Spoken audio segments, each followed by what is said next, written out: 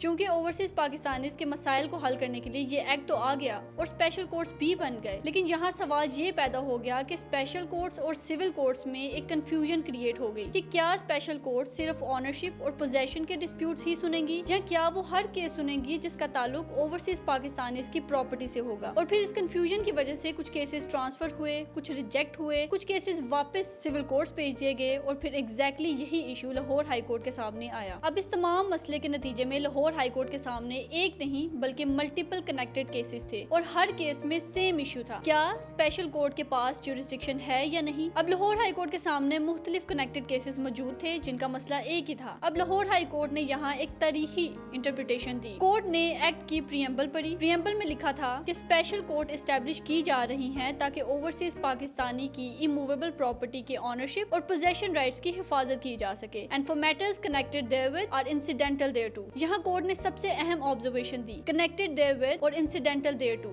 یہ الفاظ بہت وسیع معنی رکھتے ہیں۔ کورٹ نے ان دونوں الفاظ کو مد نظر رکھتے ہوئے کہا اگر کوئی میٹر پراپرٹی سے ڈائریکٹلی یا انڈائریکٹلی کنیکشن رکھتا ہو تو وہ اسپیشل کورٹ کی جورسڈکشن میں آ سکتا ہے۔ کورٹ نے کلیئر کیا کہ اسپیشل کورٹس صرف قبضہ کیسز یا پوزیشن ڈسپیوٹس تک محدود نہیں بلکہ یہ مزید سنیں گے title disputes, inheritance disputes, partition, transfer disputes, specific performance, یعنی مختصر الفاظ میں بات کریں تو اوورسیز پاکستانیز کے پراپرٹی رائٹس کے تحفظ کے لیے جو اسپیشل کورٹس بنائی گئی ہیں وہ ان اوورسیز پاکستانیز کی پراپرٹی سے جڑا ہر سول ڈسپیوٹ سنیں گی۔ کورٹ نے واضح کر دیا کہ اس ایکٹ کا فوکس یہ نہیں کہ کلیم کس قسم کا ہے بلکہ فوکس یہ ہے کہ اس کیس میں پارٹی اوورسیز پاکستانی ہے یا نہیں۔